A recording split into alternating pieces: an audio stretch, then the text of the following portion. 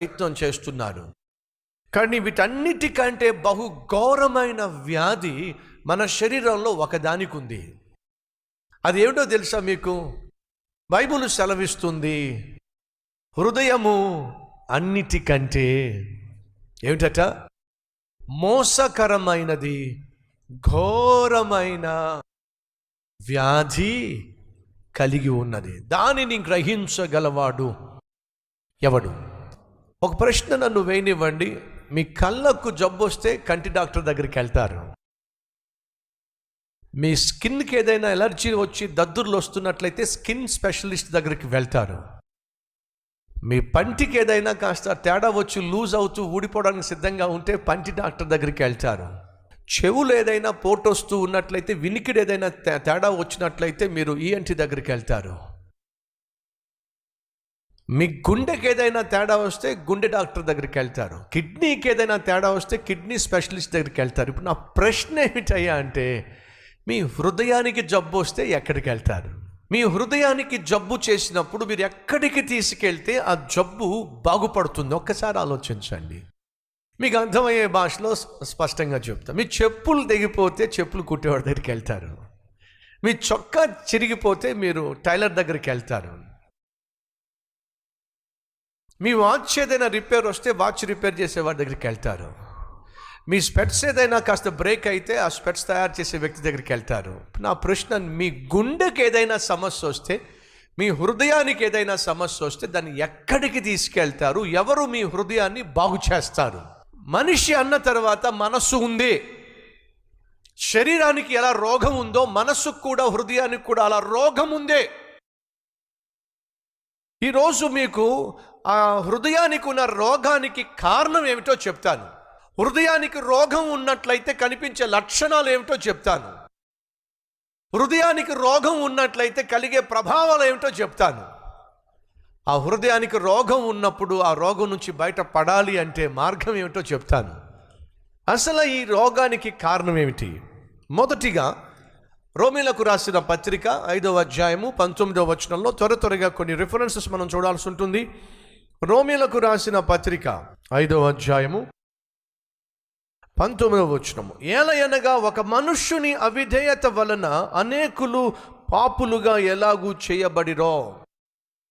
ఈ హృదయానికి ఉన్న రోగం మనిషిని పాపిష్టివాడిగా చేస్తుంది. మనిషి అసలు ఎందుకు పాపిగా మారాడు?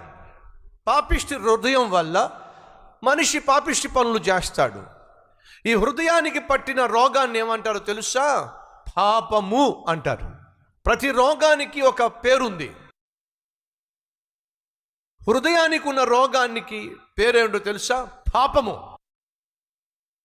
ఈ పాపము అసలు మనిషికి ఎక్కడి నుంచి వచ్చిందయ్యా అంటే, ఈ రోగం ఎక్కడి నుంచి వచ్చిందయ్యా అంటే అవిధేయత వల్ల. దేవుడు ఆదామును అవ్వను సృష్టించి అన్ని పండ్లు తినండి కానీ ఒక్క పండు జోలికి వెళ్ళొద్దు అని చెప్పన్నాడు. ఆ పండు తింటే చస్తారు అని చెప్పన్నాడు. దేవుడు చెప్పిన మాట పట్టించుకోకుండా అవ్వ అలాగే ఆదాము ఆ పండు తినడం వల్ల పాపాన్ని కొని. ఈ హృదయానికి రోగాన్ని మొట్టమొదటిగా తీసుకొచ్చారు. అవిధేయత వల్ల, దేవుని మాటను తిరస్కరించటం వల్ల మనిషి పాపాన్ని కొని. 5వ అధ్యాయము 12వ వచనము, ఇట్లుండగా ఒక మనుష్యుని ద్వారా పాపము ద్వారా మరణమును లోకములో ఎలాగూ ప్రవేశించెనో. ఒక మనుష్యుని ద్వారా మనకి పాపం వచ్చింది. ఫ్రెండ్స్, మీరు ఒకవేళ జుట్టు రాలిపోతుంది, జుట్టు ఊడిపోతుంది అని చెప్పి మీరు ఒకవేళ జుట్టు డాక్టర్ దగ్గరికి వెళ్ళారనుకోండి, అంటే స్పెషలిస్ట్ దగ్గరికి వెళ్ళారనుకోండి, ఆ డాక్టరు కొన్ని ప్రశ్నలు వేస్తారు. ఏమని తెలుసా? మీ తాతయ్య గారికి బట్టతలు ఉందా? వాళ్ళ తాతయ్యకి బట్టతలు ఉందా? మీ నాన్నగారికి ఏమైనా బట్టతలు ఉందా? మీ మమ్మీకి ఏదైనా జుట్టు రాలిపోయేటటువంటిది ఏదైనా ఉందా?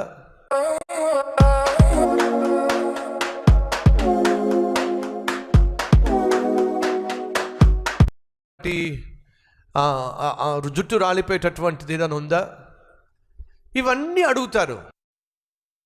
మా తాతయ్య సంగతి మీకెందుకంటే అప్పుడు అంటారు, ఇలా జుట్టు రాలిపోవడం, బట్టతల రావటం వంశపారపర్యంగా వస్తుందండి.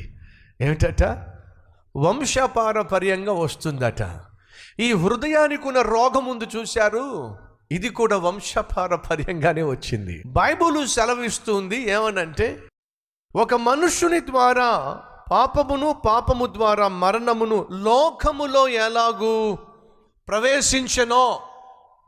ఇప్పుడు ఒక ప్రశ్న నన్ను వేయనివ్వండి.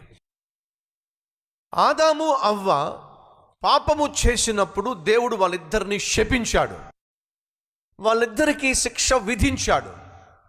ఏమిటి ఆ శిక్ష అంటే, మీరు మరణము చెందుతారు, చచ్చిపోతారు. ముందే చెప్పాడు ఆ పండు తింటే చస్తారని.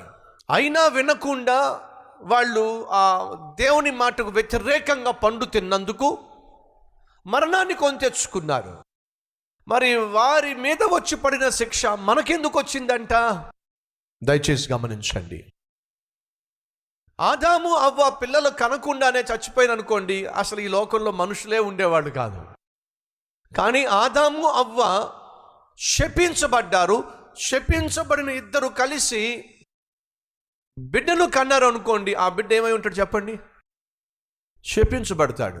భార్యకు ఎయిడ్స్ ఉంది, భర్తకు ఎయిడ్స్ ఉంది. ఈ భార్యాభర్తలు ఇద్దరు కలిసి ఎయిడ్స్ రోగంతో ఉన్నారు.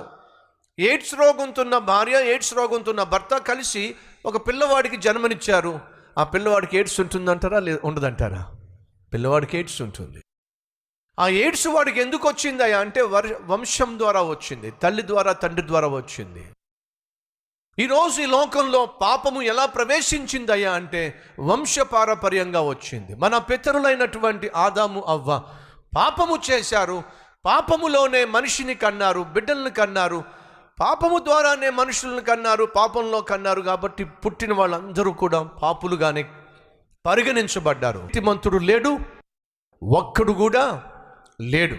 భక్తుడైన దావీదు అన్నాడు, నేను నా తల్లి నన్ను పాపములోనే కన్నది. పాపము చేస్తున్నాం కాబట్టి మనం పాపులం కాదండి, పాపిగా జన్మించాము కాబట్టి మనం పాపులం. మన పితరులు పాపిష్టి జీవితం జీవించి ఆ తరువాత అదే విధంగా పాపాన్ని మనకు కూడా ఆపాదించారు. కాబట్టి ఇది వంశపారపర్యంగా వచ్చింది. ఈ రోగము అనగా పాపము అనే రోగము అవిధేయత వల్ల వచ్చింది, మన పితరుల దగ్గర నుంచి వచ్చింది.